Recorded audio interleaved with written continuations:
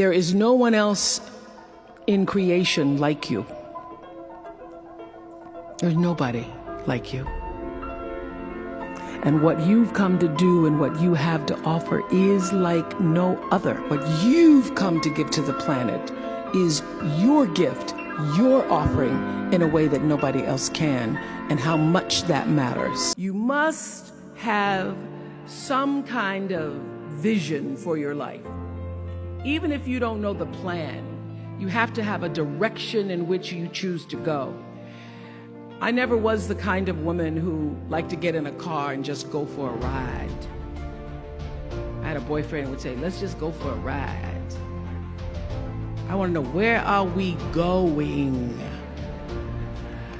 Do we have a destination? Is there a plan? Or are we just riding? Most wonderful thing, I think, that everybody, and especially if you've been able to be blessed and achieved as much as I have, the great reward and joy comes from being able to lift other people up. Right. To look back or reach back and lift other people to the highest level of themselves, because that's really what we're all looking for. Right. That's what I say in here.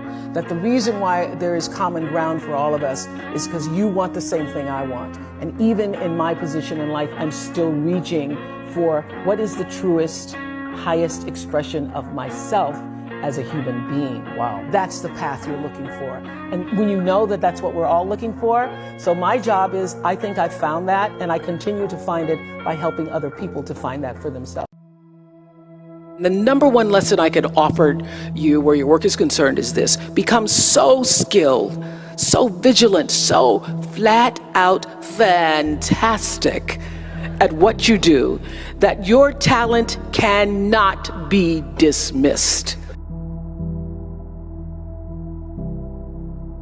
You know, when I was a kid, I thought I was going to be a social worker or be a teacher or somehow be in an environment where I would be connected and speaking to people to honor that calling. I had no idea that God could dream this big dream of television life for myself. But everybody has a calling, and your real job in life is to figure out as soon as possible what that is, who you were meant to be, and begin to honor that in the best way possible for yourself. We have seen over the years on the Oprah show so many people who've been able to rise to success in their life, and only able to rise to success because they answered the call. Lots of people think that it's about being famous or about being known or about doing big, incredible things. What you're going to hear today and see through the stories is that sometimes the calling is right in your own neighborhood. Sometimes the calling is something that was just a whisper to you. And when you begin to honor that whisper and to follow that, you end up being the best that you could be.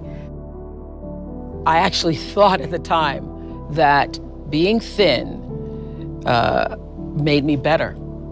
My identification with form, my wanting so desperately to be in a size 10 jean was so prominent, identifying with that shortly after this, I gained 5 pounds. And I was invited to a party at the time by Don Johnson. Remember Dreamy Don Johnson?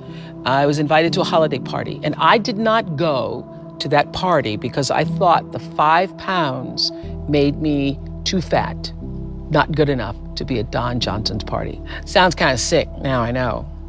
But that's what the ego does. It is sick. It's wily, it's cunning, it's deceptive. It's an imposter, imposing on the real you, making you often think that you're something that you're not. You're not the shape of your body. You're not your status. You're not your position in life. You're not the car you drive, no matter how fancy it is. You're not your house or your square footage. For all of you watching right now, here's another way to better understand ego, what I'm talking about. Eckhart taught me this. Everybody try this from home or wherever you are right now. Close your eyes and notice what you're thinking. Notice your thoughts. Now, who is thinking those thoughts? Can you notice that there is a space where you are observing the thoughts and where you are aware of the thoughts that you are observing. Eckhart says, you are that awareness, disguised as a person. And when I got that, I understood the difference between my true self and my ego self. Over the years, we've heard invaluable information that, in a moment of danger, could be life-saving. Nothing I heard made a greater impression on me than back in 1991. I think we were beginning our 5th season, and a man named Sanford Strong came on and shared this. Never forgot it. Rule number 1, and frankly, it's probably, in my opinion, the most important. Never allow them to take you somewhere else. Never. If everyone in this room and everyone watching this program has never drawn the line and made a decision on crime protection, you better make it when they decide to move you from crime scene number 1 to crime scene number 2. Because the crime scene number 2 is going to be isolated, you won't choose it, you'll be the focus of the crime. I think what was so interesting about that piece of advice is at the time that we all heard that, we had been trained, as women people especially, to believe that you just do whatever they say. Whatever they say, go along with it.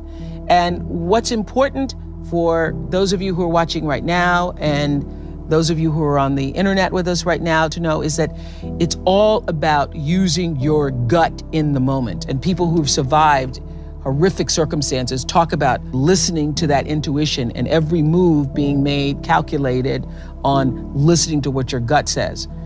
What the experts now say is do not allow yourself to be taken to the second location, because anybody who is trying to harm you wants to get you to an isolated place where they can do that without other people seeing or knowing it. So in that moment of making the decision, oh, you're gonna shoot me? If you're gonna shoot me, you have to shoot me now rather than shoot me in isolation where nobody can see you. Whenever somebody has said something that made the little hairs on my arms or neck stand up, I know that if that's happening to me, that's also happening to somebody else too. The way to make movies is to do stuff that you love, because, you know, for 25 years I worked on The Oprah Show, and Stedman will tell you that there were nights that I came home and I almost, you know, it was hard to even like take off my clothes because I knew I was going to be getting up 4 hours later. But I never really felt exhausted, like I felt exhausted, but I never felt depleted. So do the work that comes straight from the soul of you, from your background, from stories that you've grown up with, from stories that bring you passion, from stories that you not just yearn to tell, but that if you don't tell them, they won't get told.